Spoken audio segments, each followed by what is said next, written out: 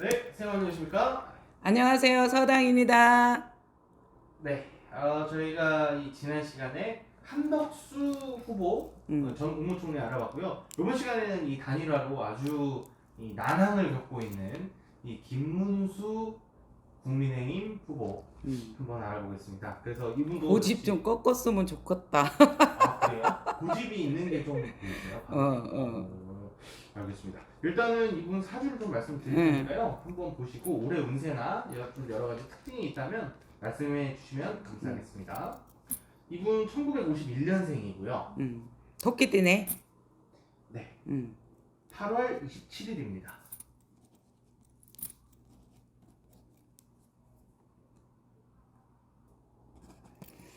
C까지 알면 좋은데.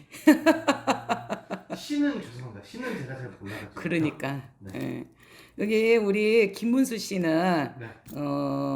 뭐라 그럴까 머리는 참 좋으셔.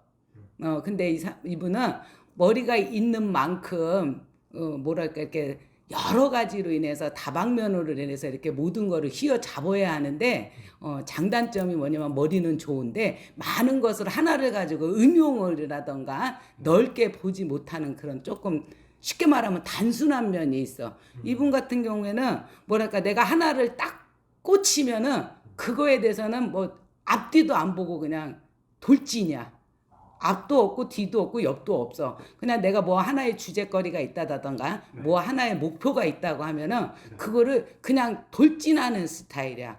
왜냐면은 우리가 뭐를 시작을 하더라도 뭐 앞도 보고 뒤도 보고 옆도 보고 다 해야 되는데 이분의 장단점이 뭐냐면은 뭐 앞도 없고 뒤도 없고 옆도 없어. 그냥 그거에 대해서 몰두한다라는 거야. 하나를 알면은 정말 제대로 공략이라던가 이렇게 하는데 그 속에서도 우리가 무언가를 하려면은 이것도 집어넣어야 되고 저것도 집어넣어야 되잖아. 근데 그런 게 없어. 그러니까 어떻게 보면 또 융통성도 없다 그래야 되잖아.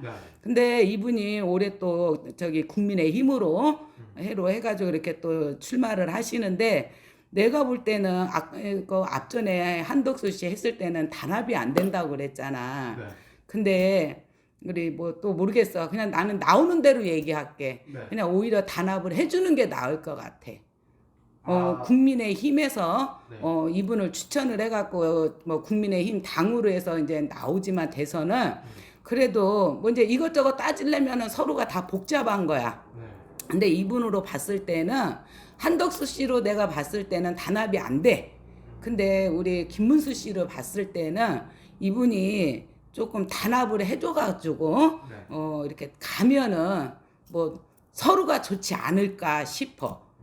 그러면 지금 말씀해 주시는 이 서로가 좋게 단일화를 하라는 거는 김문수 후보가 양보를 하는 게 더 좋다. 이런 그렇지. 말씀이실까요? 왜냐면은 앞전에도 얘기했지만 지금 나라의 국군을 뽑는 중에서 뭐 민주당 같은 경우에는 너무 정확하게 지금 딱 확보가 돼 있는 상태고 시기적으로는 또 너무 많은 시간이 있는 것도 아니잖아. 네. 근데 단합으로 인해서 당으로 봤을 때 민주당이다 국민의힘이다 이렇게 봤을 때 당으로 봤을 때는 우리 김문수 씨가 단합을 해가지고 어쨌든 국민을 안정시키면서 국군의 아버지로 누군가를 선출을 하는 게 난 더 올바르다고 생각을 해.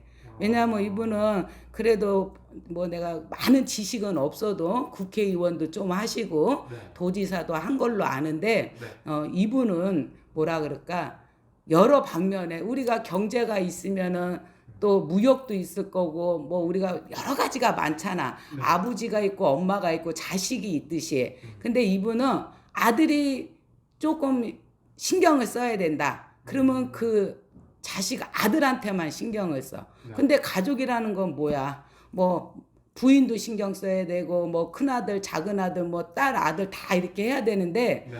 처음에도 얘기한 것처럼 이분은 한 곳에만 너무 강하게 돌진을 하는 성격이 있어. 좀 예민하셔. 그리고 뭐라 그럴까, 이 내가 갖고 있는 마음이나 생각이 이 표현력이 또 부족해. 왜? 그거는 머리가 좋다 보니까 어떤 말을 하거나 어떤 거를 하더라도 그 속에서도 그거를 하면서도 막 여러 가지로 참고적으로 받아들인다야. 근데 그거를 주변으로 받아들이고 뭐 앞뒤를 보고 옆을 보고 하면 되는데 네. 한 곳에 몰입으로 인해서 이거를 어떻게 완벽하게 해놓냐 집중력만 있다 이 말이야. 그러면 어쨌든 간에 음.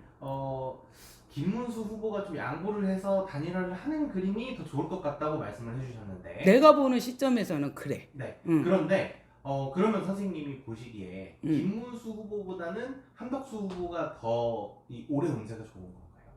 한덕수 씨가 더 좋아 운수는.